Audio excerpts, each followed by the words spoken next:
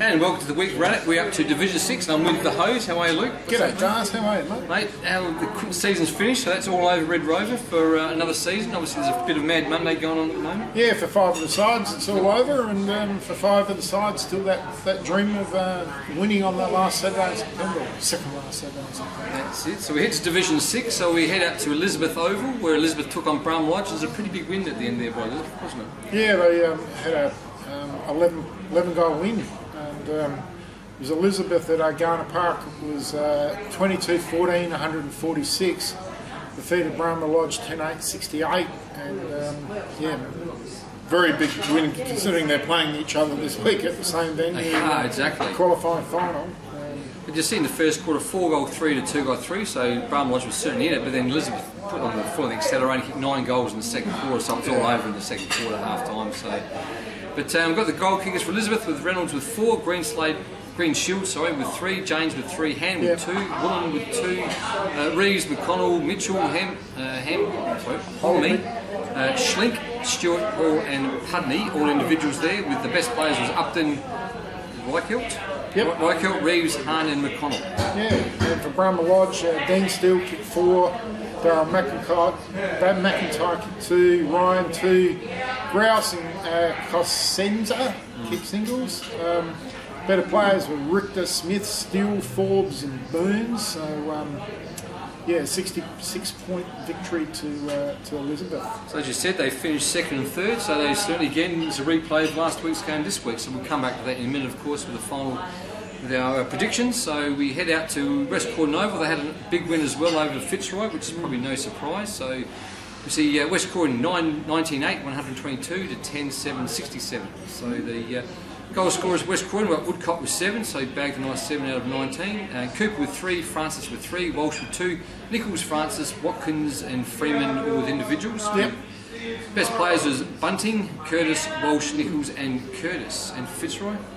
It was Skick Luna with 4, Chad Burke with 2, Ryan Foley with 2, Harvey and Pigliagi with the singles, and Koenig, Painter, Dixon, Burke, Beatty with the better players. A little bit disappointing for Fitzroy this year. I thought they might have been in those top 3, and they fell away towards the end of the year, lost their coach. I don't know what happened, but you know, just things obviously weren't too, you know, just didn't go to discredit.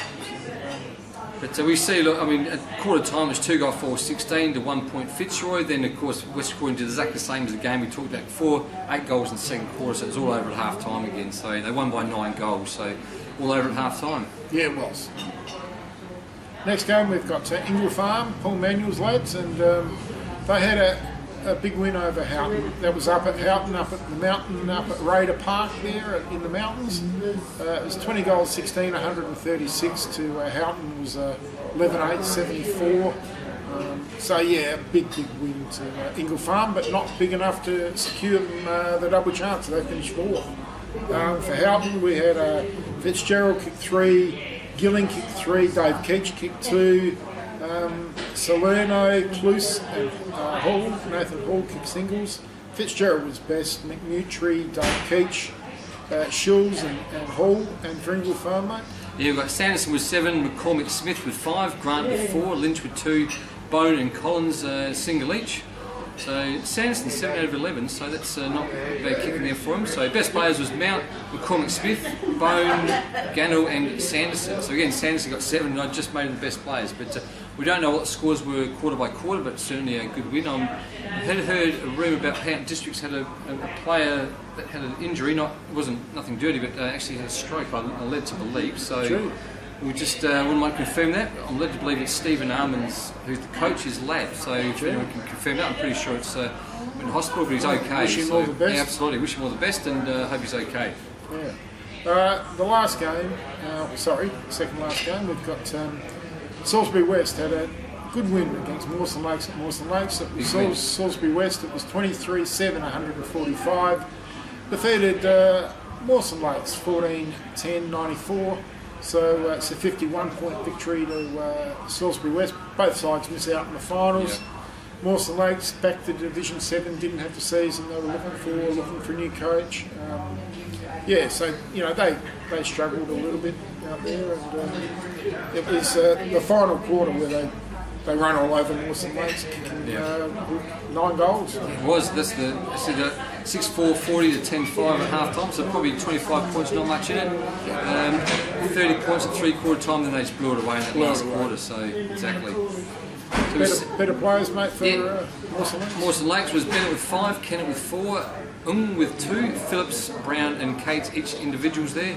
Delbridge, Kennett, Bruce Gordon, and Riley and Morrison in amongst the best. And for Salisbury West, we had 2 big goal scorers. We had Newchurch with 8 and Malira with 7. But then we had Davies with 2. Then you had Timmy Malira, we had Bow, Timpano, Smith, Ward and Harradine all with singles. Better players, Malira, it was El Malira, not Tim, Harradine, Madhurst and T. Smith. And massive win to Salisbury West to finish the season. The last game of the round, we had the top of the table, Pulteney playing Trinity, who finished 5th. So Pulteney didn't get it there all their own way. Yeah, they did this time. The first half is where they won it, but it was Pulteney 12-13-85 to Trinity 9-10-64. But it was that first half that won them. They were actually outscored after half time. So it was 8-1 to 1-3 first quarter, then it was 10-8 to 2-4 at half time, and then it was sort of obviously the final scores was 12-13. So only kicked 3 goals after half time, Pulteney, where 7 goals to Trinity. So they certainly did come back, but still pulled up short. They probably just too much class, but I think you don't know if they put the cue in the rack or what they do. Pulteney there, I mean, they obviously they're going to have a bit of a rest this week, so they finished on top. But have you done Trinity, sorry? Yeah, we just have to do the best players and goal kickers. For Trinity, yep. So O'Hara with 3, Clark with 2, Perry, Smith, Williams and Byrne on the goal kickers, individuals there with Peters and Peters, so S. Peters and T. Peters, Cavallaro and Smith in amongst the best players. So for Pulteney, their goal kickers, we had Nicholson with 4, Frick with 2, Cook with 2, Curry with 2, Koopman and Preston singles, and better players, Matner, Leahy, Cleveland, Frick and Cook. So a good win by Pulteney, but done all the damage in that first quarter, first half, and just seemed to take the foot off the accelerator in that last half. And so we see the goal scorers. Daryl, is that McIntyre? McIntyre was 74. Daryl Cotter, he's at Elizabeth with 63, Chad Burke on 59, Luke Woodcock 57, and Derek Newchurch with 50. He ended up this last half of the season was much better. Derek Newchurch, he started to bag quite a few, then kicked 7, 8 last week. So but that's the end of the season. A few. It's quite funny that Pulteney finished on top, and they got not one of the top goal scorers in the top 5. Obviously, they spread around a bit. Yeah, spread around a bit. So makes them harder to start or to stop. So who we see unfortunately Mawson Lakes and Houghton districts are going to be relegated.